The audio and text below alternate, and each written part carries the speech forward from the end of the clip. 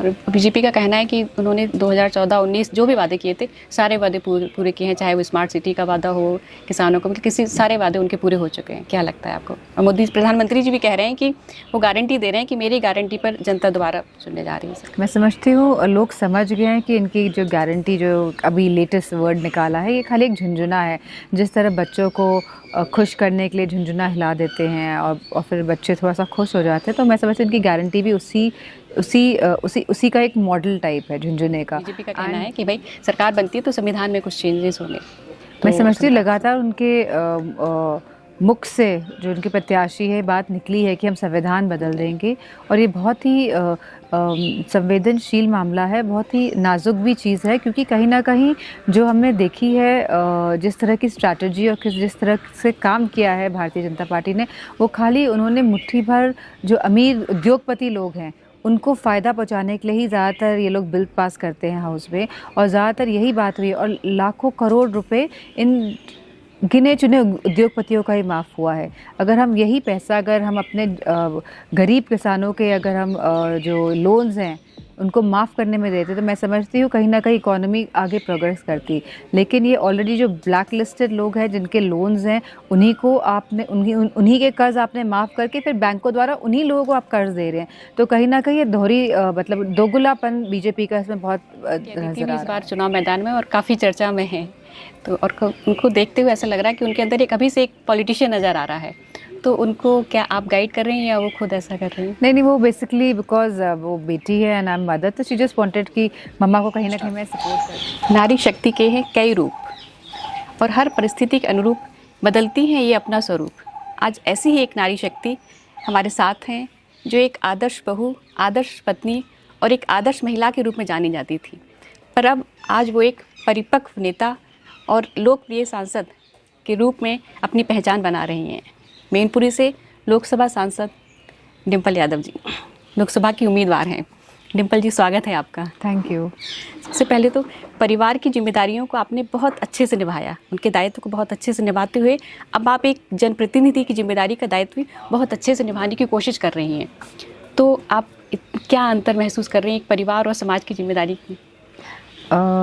मैं समझती हूँ कि ज़िम्मेदारी तो है, क्योंकि आप पॉलिटिक्स में तो आपकी ज़िम्मेदारी तो बनती है, और दोनों में फ़र्क ज़्यादा है नहीं, क्योंकि मतलब जहाँ आप अपने परिवार के लिए आपको टाइम देना पड़ता है ना, आप रिस्पॉन्सिबल होते हैं और आपकी ड्यूटी होती है, तो वैसे ही आई थिंक कि जब आप एक जनप्रतिनिधि बन जाते हैं तो आपको समय देना पड़ता है ना, आपकी ड्यूटी और आपकी रिस्पॉन्सिबिलिटी दोनों होती है। मैनपुरी नेताजी के लिए कर्मभूमि रही है और अब मैनपुरी की जनता आप में नेताजी को देख रही है और कहीं ना कहीं आपने भी जनता के बीच अपने आप को स्थापित कर लिया। तो इसके पीछे किसका सपोर्ट रहा है, कैसे आप ये सब कर पाएंगे? नहीं, ये तो क्योंकि जैसे कि आपने कहा कि मैनपुरी नेताजी की कर्मभूमि रही है, और जो संपर्क और जो रिश्ते नेताजी ने स्थापित किए थे, बस उनको अब मैं समझती हूँ एक साथ बांधे रखने की जिम्मेदारी है। चलिए, बहुत अच्छे से आप बांधने की कोशिश कर रही हैं। एक मैंने देखा यहाँ कि महिलाओं में आपके प्रति काफ़ी उत्साह है जी, और उनको काफ़ी आपसे उम्मीदें भी हैं। तो महिलाओं के लिए आपने ऐसा क्या सोचा? अभी जब सपा सरकार थी तो 1090 लाने में आप काफ़ी बड़ा योगदान रहा है, तो आपको और आप महिलाओं के मुद्दों पर हमेशा संवेदनशील रहती हैं। जी हाँ, बिकॉज आपने क्या सोचा? बिकॉज क्योंकि हमारे राष्ट्रीय अखिलेश यादव जी खुद ही बहुत ही प्रोग्रेसिव सोच के नेता है, एंड मैं उनकी वाइफ भी हूँ, तो मैं समझती हूँ कहीं ना कहीं उन्हें लगता है कि महिलाओं को लगता है, और हमने काम करके दिखाया है। हम लोग जैसे 1090 जो महिला हमने सेवा शुरू करी थी, इसी के चलते हमने लैपटॉप्स भी दिए थे बच्चों को, और कन्या विद्याधन भी मिलता था बच्चों को, एंड काफ़ी सारी वुमेन पेंशन भी हम लोगों ने चलाई थी। तो वुमेन ओरिएंटेड काफ़ी स्कीम्स चलाई थी जहाँ पे हम लोग खाली वुमेन्स पे कॉन्सेंट्रेट कर रहे थे, जैसे चाहे वो न्यूट्रिशन मिशन हो, चाहे हम प्रेग्नेंट वुमेन्स को खाना खिलाने की जो मिशन चलाया था। तो इस तरह हमने काफ़ी चीज़ें कंसंट्रेट करके महिलाओं की तरफ डायरेक्ट करने की कोशिश करी है, और मैं समझती हूँ कि मैं खुद महिला हूँ, तो डेफिनेटली महिला और यंगर जनरेशन ऑफ गर्ल्स थोड़ा सा अट्रैक्शन और इंस्पिरेशन कहीं ना कहीं उनको लगता होगा, because I am quite similar to them. Right. कि बीजेपी भारत को आत्मनिर्भर बनाने की बात कर रहे हैं, तो आपको नहीं लगता कि आत्मनिर्भर महिला के बिना क्या भारत आत्मनिर्भर बन सकता है? क्या आपको नहीं लगता कि देश की हर महिला को आत्मनिर्भर बनना चाहिए? नहीं, सबको आत्मनिर्भर बनना चाहिए और महिलाओं को तो स्पेशली बनना चाहिए, because what I have seen is कि ज़्यादातर महिलाएं जो इंडिपेंडेंट नहीं होती हैं वो कहीं ना कहीं अपने आप को ठीक से एक्सप्रेस भी नहीं कर पाती होंगी और अपनी राय और अपनी मत भी नहीं इतने सुचारू रूप से रख पाती होंगी। एंड आई फील कि एजुकेशन एक बहुत इंपॉर्टेंट टूल है जिसके सही ढंग के इस्तेमाल से जहाँ वुमेंस को एजुकेट कर सकते हैं महिलाओं को, वहीं फिर वो इंडिपेंडेंट होकर वो अपना रास्ता खुद तराश सकती है। तो I believe in that. UP सरकार का कहना है कि महिलाओं की सुरक्षा के लिए एक ज़ीरो टॉलरेंस की नीति अपनाई गई है, तो आपको क्या लगता है कि महिला कितनी सुरक्षित है? नहीं, उत्तर प्रदेश में तो जैसा मैंने देखा है और जैसे एनसीआरबी के आंकड़े लगातार बता रहे हैं और जितनी घटनाएं सुनने को रोज़ जो अखबारों के माध्यम से आती है, मैं समझती हूँ बहुत ही निराशाजनक स्थिति में उत्तर प्रदेश और पूरा देश है for that matter of fact. हमने इतना देखा है कि बाहर से आए हुए टूरिस्ट के साथ भी रेप्स हो जाते हैं आज हमारे देश में। हमने मणिपुर जैसी घटना को देखा है जहाँ पे जो महिलाओं की जो दुर्दशा हुई पूरे देश ने और पूरे विदेश मतलब कि इंटरनेशनल मीडिया तक में ये रिपोर्ट्स थी, लेकिन हमारे संसद में लोग इस पर बातचीत और चर्चा करने के लिए नहीं तैयार थे। तो ये बहुत ही अनफॉर्चुनेट है for a country like India, जहाँ पे नारियों को पूजा जाता है, जहाँ पे सम्मान होता है, जहाँ पे नौ दुर्गा की हम पूजा करते हैं। तो मैं समझती हूँ कहीं ना कहीं ये भाजपा की दोहरी जो नीतियाँ है उसकी वजह से कहीं ना कहीं महिलाएँ पिछड़ती जा रही है। बीजेपी कह रही है 400 पार, पीडीए कितने पार? पीडीए सरकार बनाने के लिए मैं समझती हूँ बहुत पूरे ज़ोर तोड़ से लगा हुआ है और इस बार क्योंकि सब वर्ग और सब समाज के लोग चाह रहे हैं कि कहीं ना कहीं बदलाव और परिवर्तन आए, क्योंकि मैं समझती हूँ 10 साल का कार्यकाल बहुत होता है एंड जो गवर्नमेंट की जो नीतियाँ हैं कहीं ना कहीं उसने हर वर्ग और हर समाज के लोगों को हर्ट करा है, कहीं ना कहीं चुभन महसूस हो रही है अब सबको। आई थिंक बीजेपी ने एक और महिलाओं के लिए सेंट आरक्षण की बात कही थी। हम चाह रहे थे इस बिल में कि सभी महिलाओं को उसका मतलब कि सभी जाति की महिलाओं को इसमें इस रिजर्वेशन में हक मिले, बिकॉज़ ज़्यादातर महिलाएं अभी उतनी तरह से स्थापित नहीं हो पाई हैं जिस तरह से उन्हें आगे बढ़ना चाहिए।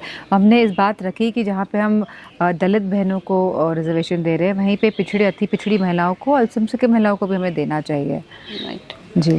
और बीजेपी का कहना है कि उन्होंने 2014-19 जो भी वादे किए थे सारे वादे पूरे किए हैं, चाहे वो स्मार्ट सिटी का वादा हो, किसानों का, मतलब किसी सारे वादे उनके पूरे हो चुके हैं। क्या लगता है आपको? और मोदी प्रधानमंत्री जी भी कह रहे हैं कि वो गारंटी दे रहे हैं कि मेरी गारंटी पर जनता दोबारा चुनने जा रही है। मैं समझती हूँ लोग समझ गए हैं कि इनकी जो गारंटी जो अभी लेटेस्ट वर्ड निकाला है ये खाली एक झुंझुना है। जिस तरह बच्चों को खुश करने के लिए झुंझुना हिला देते हैं और फिर बच्चे थोड़ा सा खुश हो जाते हैं, तो मैं समझती हूँ इनकी गारंटी भी उसी का एक मॉडल टाइप है झुंझुने का। एंड लोग समझ गए हैं क्योंकि इतनी बेरोज़गारी, इतनी महंगाई, किसान परेशान, आप पीसफुल आंदोलन नहीं करने देना चाहते हैं। आप जो चुनाव होते हैं लाइक ज़िले के लेवल के, आप उनको भी आप सुचारू रूप से नहीं करना चाहते। आप कहीं ना कहीं प्रशासन का प्रयोग करके उन चुनावों पर भी हावी हो जाते हैं। तो कहीं ना कहीं लोग समझ रहे हैं कि अगर आज बदलाव और परिवर्तन नहीं आएगा तो शायद कभी भी हमारा देश परिवर्तन की तरफ नहीं देख पाएगा। उनका कहना है कि अगर सरकार बनती है तो संविधान में बदलाव करेंगे। तो आपको क्या लगता है? किनका कहना है? बीजेपी का कहना है कि भाई सरकार बनती है तो संविधान में कुछ चेंजेस होंगे। मैं समझती हूँ लगातार उनके मुख से जो उनके प्रत्याशी है बात निकली है कि हम संविधान बदल देंगे, और ये बहुत ही संवेदनशील मामला है, बहुत ही नाजुक भी चीज़ है, क्योंकि कहीं ना कहीं जो हमने देखी है जिस तरह की स्ट्रैटेजी और जिस तरह से काम किया है भारतीय जनता पार्टी ने, वो खाली उन्होंने मुट्ठी भर जो अमीर उद्योगपति लोग हैं उनको फ़ायदा पहुंचाने के लिए ही ज़्यादातर ये लोग बिल पास करते हैं हाउस में, और ज़्यादातर यही बात हुई और लाखों करोड़ रुपए इन गिने चुने उद्योगपतियों का ही माफ़ हुआ है। अगर हम यही पैसा अगर हम अपने गरीब किसानों के अगर हम जो लोन्स हैं उनको माफ़ करने में देते तो मैं समझती हूँ कहीं ना कहीं इकोनॉमी आगे प्रोग्रेस करती। लेकिन ये ऑलरेडी जो ब्लैक लिस्टेड लोग हैं जिनके लोन्स हैं उन्हीं को आपने उन्हीं के कर्ज आपने माफ़ करके फिर बैंकों द्वारा उन्हीं लोगों को आप कर्ज दे रहे हैं। तो कहीं ना कहीं ये दोहरी मतलब दोगुलापन बीजेपी का इसमें बहुत नज़र आ रहा है। बेटी अदिति भी इस बार चुनाव मैदान में और काफ़ी चर्चा में है, तो और उनको देखते हुए ऐसा लग रहा है कि उनके अंदर एक अभी से एक पॉलिटिशियन नज़र आ रहा है। तो उनको क्या आप गाइड कर रही हैं या वो खुद ऐसा कर रही हैं? नहीं वो बेसिकली बिकॉज वो बेटी है एंड आई एम मदर, तो शी जस्ट वांटेड कि मम्मा को कहीं ना कहीं मैं सपोर्ट कर लूँ या कहीं ना कहीं कुछ कर सकूँ, तो I think so she is just here for like some time. Akhilesh ji और आप दोनों एक दूसरे के सलाहकार बनते हैं? कभी कभार।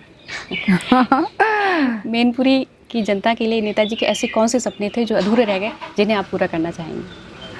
मैं समझती हूँ कि मैनपुरी में काफ़ी काम हो चुका है एंड अब पूरी मैनपुरी में बहुत सारे काम और हो सकते हैं, क्योंकि आफ्टर सम टाइम जो काम हुए उनको थोड़ा सा मरम्मत की ज़रूरत है, कहीं ना कहीं कुछ नई डिमांड्स आ रही हैं, तो हम इस पे देखे हुए हैं। और जब भी सरकार बनेगी, क्योंकि आप संसद निधि से तो कम काम करा सकते हैं, लेकिन हमें लिस्ट मिलती रहती है, हम उसके अनुसार काम कराते रहते हैं। चुनाव के प्रति कितने आश्वस्त हैं? नहीं, अच्छा चुनाव होगा और जीत तो सुनिश्चित है, लेकिन वोट कितने हम लोग बढ़ा ले जाते हैं, मैं समझती हूँ अभी संघर्ष उसी बात का है। अपने बिजी शेड्यूल में से मुझे वक्त देने के लिए आपका बहुत बहुत शुक्रिया। Thank you so much.